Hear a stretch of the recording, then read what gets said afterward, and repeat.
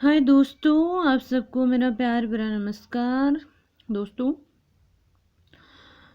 कल मैंने आपका जो लास्ट पद डाला था वो ये था कि परिचय राका जल निधि का जैसे होता हिमकर से ऊपर से किरणें आती मिलती हैं गले लहर से। इतना मैंने आपको अर्थ बता दिया था। आज अगला है। और दोस्तों, ये किसका अर्थ है आप जानते हो? आंसू, जयशंकर प्रसाद की आंसू कविता का अर्थ है।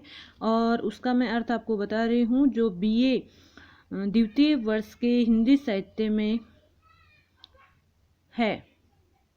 तो दोस्तों, इसमें पहले वाले वीडियो में मैंने आपको ये बताया था कि जो जयशंकर प्रसाद जी हैं वो अपने दुखी जीवन में, उनके जो प्रियतमा उनके जीवन में आई थी, वो उनके जीवन में आने के बाद में उनके क्या क्या परिवर्तन हुए थे, कितने खुश हुए थे, उनके जीवन में किस तरह से रस आ गया था, वो उन्होंने विभिन्न उपमानों के माध्यम से बताया है।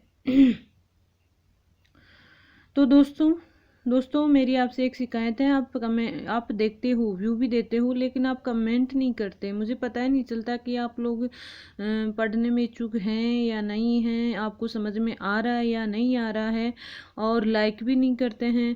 तो लाइक नहीं करते, ना ही आपको समझ में आता है, तो फिर आप बताओ तो सही कि कहाँ कमी है, आपको किस चीज़ में नहीं समझ में आ रहा, कहाँ कौन से पद में समझ में नहीं आ रहा। तो प्लीज़ कमेंट तो किया करो दोस्तों। तो चलो अगले पद का अर्थ अपन देखते हैं।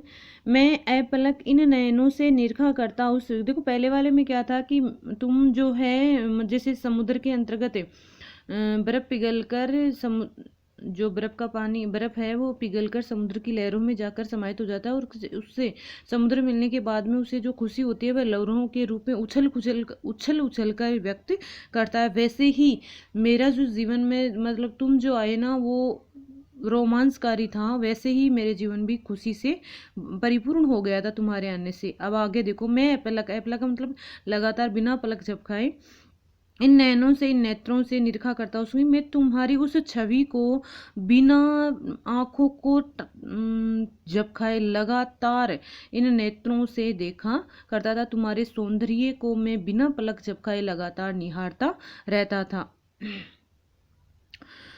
प्रतिभा ढाली भर लाता कर देता दान कवि को। तुम्हारे अंदर जो दिव्य स्वरूप था, तुम्हारी जो प्रतिभा थी, उसे मैं अपने के अंतर्गत समाहित करना चाहता। तुम्हारी प्रतिभा को मैं भरकर लेकर आता था, और फिर उसको ऐसे कि तुम्हारे लिए मैं, तुम्हारी लंबी उम्र के लिए मैं ऐसे कवियों को भी दान करता था। अर्थात तुम्हारे सौंदर्य की जो प्रशंसा है, सौंदर्य जो इतना सुंदर था, उसको मैं हमेशा निहारता था। और फिर मैं, है ना, उस सौंदर्य को, तुम्हारे जो प्रतिभा है, सौंदर्य है, उसको मेरे साथ ले आता था। अर्थात तुम्हारे सौंदर्य को देखकर मैं कविता की रचना करता था। दान सुकवि कोर्ची की सुप्रसिद्ध जो कवि हैं, वो तुम्हारे सौंदर्य को देखकर, तुम्हारे सौंदर्य की मैं जब उनके सामने वर्णन करता था, तो वे तुम्हारे सौंदर्य की कविताएं लिखते थे। कि अर्थात तुम इतने सुंदर थे कि मैं तुम्हारे रूप को लगातार निहारता रहता था, और तुम्हारे सौंदर्य को देखकर मैं कविता लिखा करता था।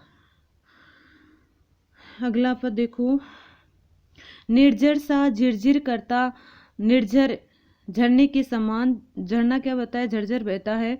माधवी कुंज छाया में चेतना बही जाती थी, हो मंत्र मुग्ध माया में। माधवी की निर्जर झरने की तरह मेरा जो प्रेम है वो तुम्हारे प्रति झरने की तरह झरझर बह रहा था।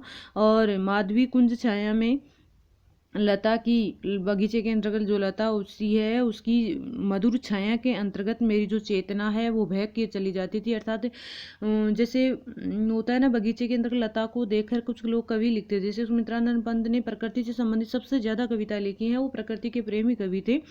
कि प्रकृति की जिस कुंज जो लता होती है, लताएं होती है, उनकी छाया में बैठने से व्यक्ति को जो खुशी मिलती है, चेतना बह जाती थी, और उसमें व्यक्ति को अपने शुद्ध बुद्ध हो जाता है, मतलब होश नहीं रहता है, नींद आने लग जाती है। अब ठंडी छाया है, थका हुआ रागिर, तो नींद तो आएगी। हो मंत्र मुग्ध माया में। उसी प्रकार मैं तुम्हारे स्वरूप में, तुम्हारे सौंदर्य में मंत्र मुग्ध हो जाता था, एक पलक उसे निहारता रहता था।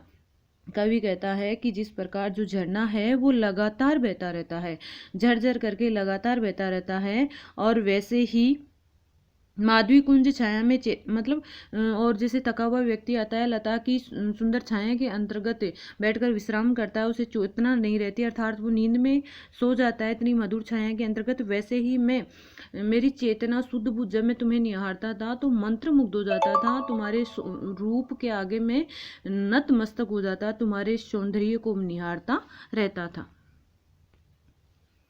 अगला, अब इससे आगे वाले पद में यह है कि जो मेरा जीवन है ना वो पतझड़ के समान था पहले, तो जब तुम मेरे जीवन में नहीं आए थे तो तुम पहले तो उस समय जो मेरा जीवन था वो किसके समान था, पतझड़ के। और पतझड़ ऋतु, अब इसमें मत देखो, सबसे पहले तुम इसी मतलब जो ऐसे समझो कि जिस प्रकार प्रकृति में जो ऋतुएं होती हैं, पतझड़ ऋतु आती है तो सब पत्ते पेड़ पौधों के नष्ट हो जाते हैं, नीचे गिर जाते हैं, उनकी डालियां बसती हैं और एकदम से ऐसे जब उनको देखते हैं उनकी छाया भी नहीं रहती है।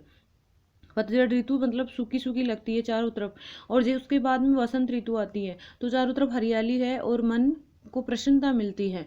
तो लेखक ने इस पद के माध्यम से ये कहा है कि मेरा जो जीवन है वो पतझड़ ऋतु के समान था, और पतझड़ ऋतु के बाद में और तुम्हारे आ जाने से जिस प्रकार वसंत ऋतु प्रकृति में आ जाती है, चारों तरफ हरियाली छा जाती है, वातावरण खुशनुमा हो जाता है, वैसे ही तुम्हारे आ जाने से मेरा जो जीवन है वो भी खुशमय हो गया था। देखो, पतझड़ था, मेरा जो जीवन है पतझड़ ऋतु के समान था, जिस प्रकार पतझड़ ऋतु के अंतर्गत चारों तरफ सूनापन छाया हुआ होता है, झाड़ खड़े थे कि सूने झाड़ दिखाई देते हैं, उनमें किसी प्रकार की पत्तियां नहीं रहती हैं, और पत्तियां नहीं रहती हो तो सूने सूने लगते हैं, ना उनमें छाया होती है।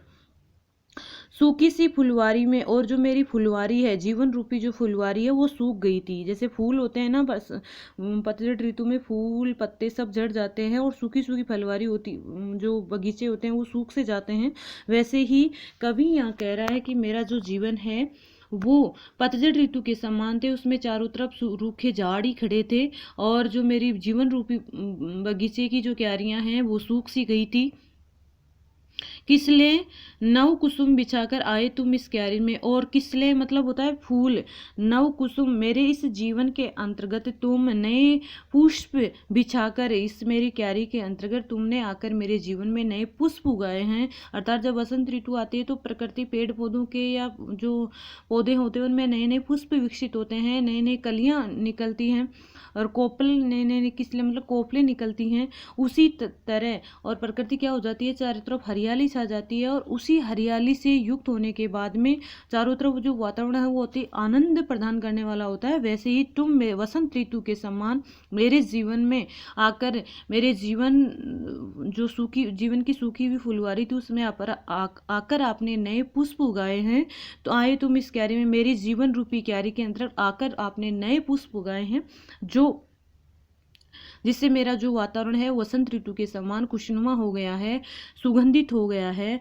अर्थात कवि यहाँ कह रहे हैं कि मेरा जीवन जब तुम नहीं थे, मैं उदास था और मेरी कोई सुख दुख सुनने वाला नहीं था, और जिस प्रकार पतझड़ ऋतु आती है तो प्रकृति चारों तरफ सूनापन नजर आता है, अच्छी नहीं लगती है, और जो उसके बाद में वसंत ऋतु आती है तो चारों तरफ फूल विकसित हो जाते हैं।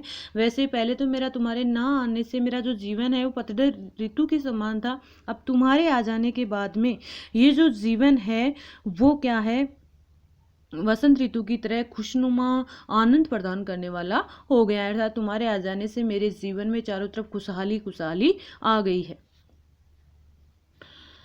शशि मुख पर घूंघट डाले, अंचल में दीप छिपाए, जीवन की गोधूली में कौतूहल से तुम आए। ये बहुत मोस्ट इंपॉर्टेंट पद है इसका। शशि का मतलब होता है चंद्रमा। मुख पर घूंघट डाले, अंचल आंचल होता है, गोद होती है, दीप छिपाए, जीवन की गोधूली में कौतूहल से तुम आए। देखो, इसका अर्थ देखने से पहले ये देखो, आसमान में क्या होते हैं, चंद्रमा होती है, तो चंद्रमा रात में निकलती है, और रात में निकलने चंद्रमा भी निकलती है और तारे भी निकलते हैं। और ऐसे मतलब कोई नायिका होती है जो अपने घूंघट के अंतर्गत अपने मुख को छिपाई रहती है और उसका आंचल में अपने बच्चे को छिपाकर चलती रहती है।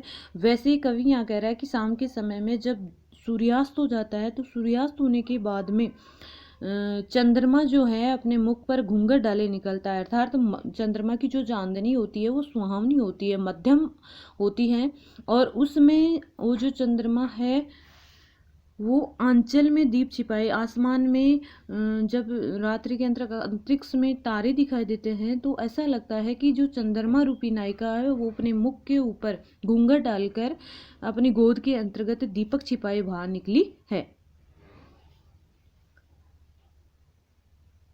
जीवन की गोधूली में कौतूहल से तुम आए। जीवन की गोधूली, गोधूली का समय होता है सांझ का समय, और जीवन का जो गोधूली का समय है वो है बुढ़ापे का। कि मेरे बुढ़ापे की अवस्था के अंतर्गत तुम मेरे लिए एक कौतूहल के समान आए हो। कि जब सांझ के समय में सांझ के समय आता है तो व्यक्ति दुखी हो जाता है चारों तरफ। वैसे ही कवि यहाँ पर कह रहा है कि मेरा जो जीवन रूपी संध्या थी, उस जीवन की जो संध्या थी उसमें तुम मेरे लिए कौतूहल के समान आए थे और मुझे आनंद प्रदान करने के लिए आए थे। दोस्तों आज के लिए इतना ही, मिलते हैं अगले वीडियो में अगली व्याख्या के साथ में। दोस्तों प्लीज़ प्लीज़ आपसे रिक्वेस्ट है, कमेंट करना मत भूलना और लाइक करना भी मत भूलना।